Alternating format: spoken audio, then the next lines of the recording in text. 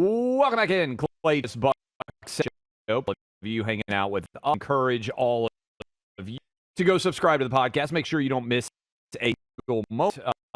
You can hear all sorts of great guests, including our current guest, the governor of Virginia, Glenn Youngkin. And we're going to get into a lot with you here, Governor, whether Trump can win Virginia, this crazy Biden attempt to mandate electric vehicles, and what you guys are doing to respond to it in Virginia.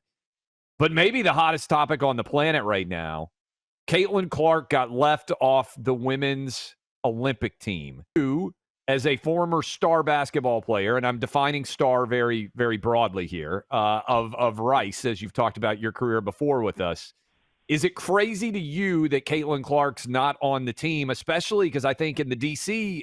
Market, she just sold out a 20,000-seat arena to play against a winless WNBA franchise. What did you think when you saw that story as a former basketball player?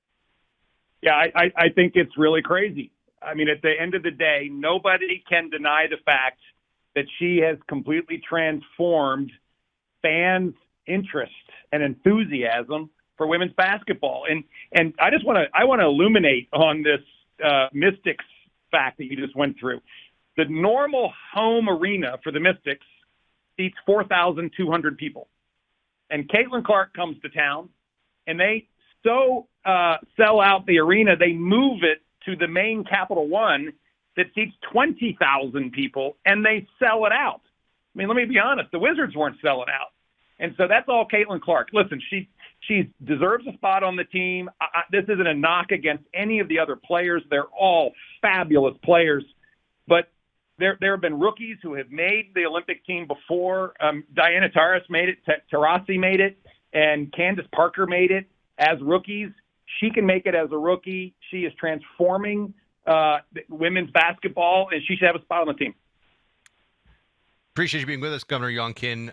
Switching for a moment here to what's going on in your home state. My understanding is, there's a Wall Street Journal piece addressing this, that the state of Virginia will not be following the dictates of California when it comes to electric vehicles. Can you tell us about this?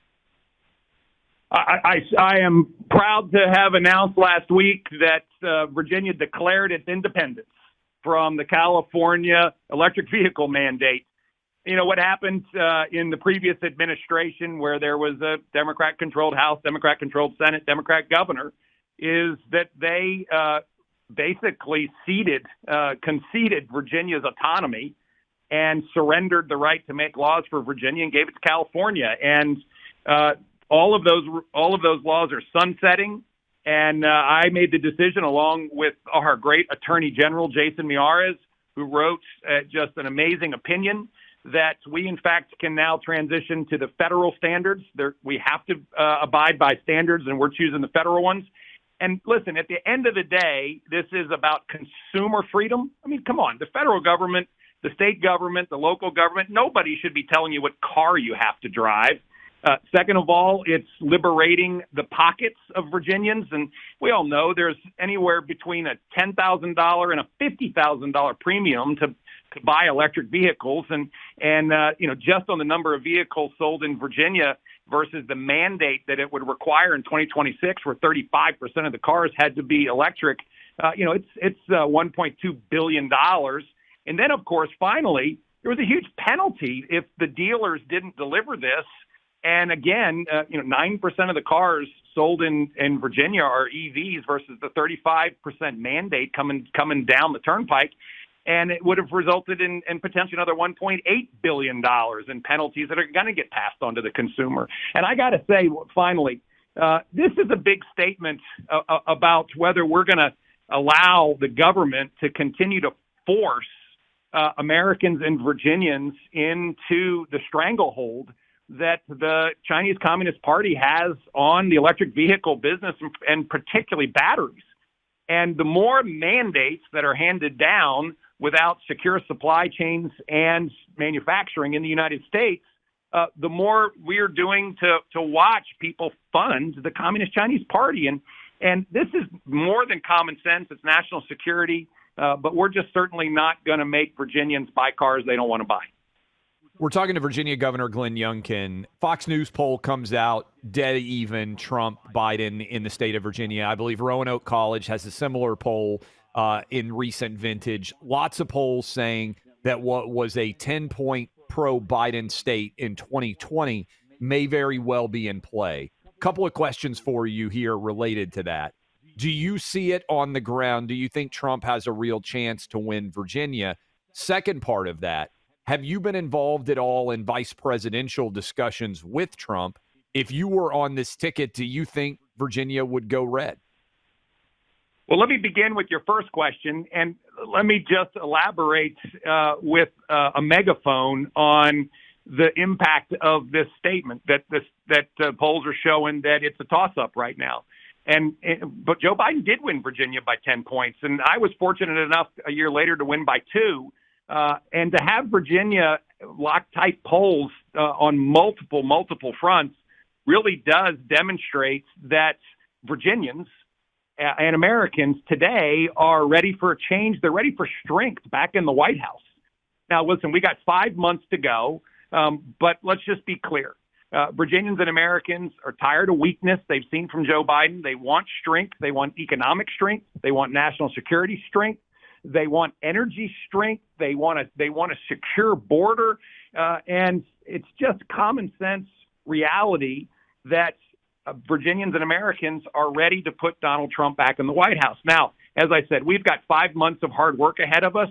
When I endorsed President Trump, I said I would enthusiastically support his victory in Virginia, and that's exactly what we're doing.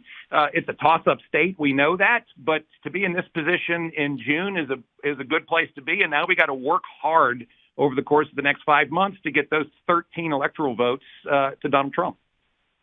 So you kind of answered it really well, but dodged the second part there, as I'm sure you are adept at doing. It was almost like a slip screen, and you got an open shot there. So have you talked to Trump or his team at all about being on this ticket potentially as a vice president? Have they reached out? Because the truth of the matter is this, as you well know, if Trump wins Virginia, he would be the president of the United States. There's no ifs, and, or buts about it. As you just said, 13 electoral votes. So are you in the mix? Have they asked you for info? Have you been involved at all in vice presidential discussions? Yeah, the reality, of course, is that I have been focused on the Commonwealth of Virginia, and I stay focused on the Commonwealth of Virginia. I've got a big job, which I love, and also there's huge talent in the Republican Party. And so, of course, know all the names and the people that have been tossed around, and I deeply respect all of them. And I think it would be a great ticket with any of them. And so I am very, very confident in our ability to work hard for the president to be competitive in Virginia. And I think we got a real shot at it. So the short answer is I am very focused on what I'm doing in Virginia. I think there's lots of talent in the Republican Party, and I think it will be a great ticket in order to get Donald Trump to the White House. Governor, you're a sports fan. This is like a UVA or a Virginia Tech coach that's kicking ass, getting asked about another job. I have to just tip my hat to you on those answers. I was going to say, the only criticism I've heard of Governor Youngkin as a basketball player is he couldn't go left.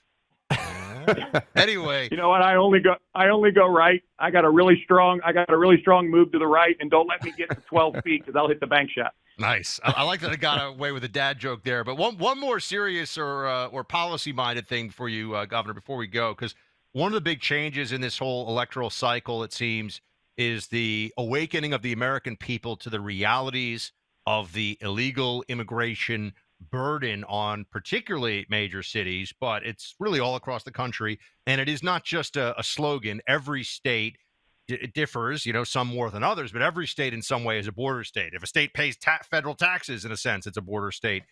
What is the reality like for Virginia? I mean, how is your state being impacted by the Biden illegal immigration policy of the last 4 years? Yeah, let me just give you 3 real life examples or situations we're dealing with. First, we've had 2 young women sexually assaulted by illegal immigrants. Just the reality. We have had 2 illegal immigrants crash the gate at Quantico with a box truck, and I can't get answers out of the Biden administration as to what has happened there. On average, we have 5 Virginians a day that die from fentanyl overdoses. Let's be really clear. This is a humanitarian crisis. This is a national security crisis, and this is a drug crisis. And we must secure our border. Every governor in America is dealing with it. And as you said, every state is now a border state, but it is real. And we shouldn't allow ourselves to get lost in platitudes. Every single day, we are dealing with challenges. We are dealing with life and death situations that are being created by the chaos that's at our border, and we have got to fix that. And that's why I believe Donald Trump will really make the case for even those voters that might not have voted last time. We have to have a secure border. We have to have a strong economy.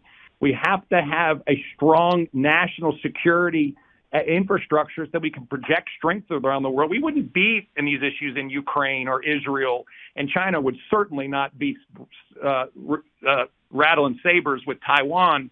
It's just time for us to recognize that it's strength instead of weakness, and the border is case one.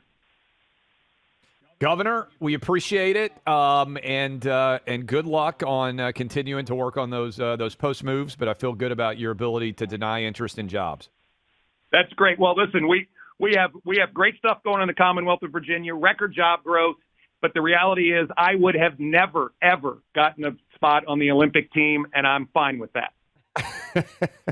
He played at Rice, fabulous school, by the way, and we appreciate the time, Governor. In fact, one of the last times we had you on, we had a caller who I think I mentioned this to you, had known you at Rice and said long before you were a politician, they absolutely loved you in the time that you spent in the Houston area. So that's a good endorsement. That's a great endorsement. I deeply appreciate it. And once again, guys, thank you for having me. Thanks for all you're doing to make sure that everybody's got a voice in America. It's so important. God bless you. Thanks for coming on, Governor. Appreciate it.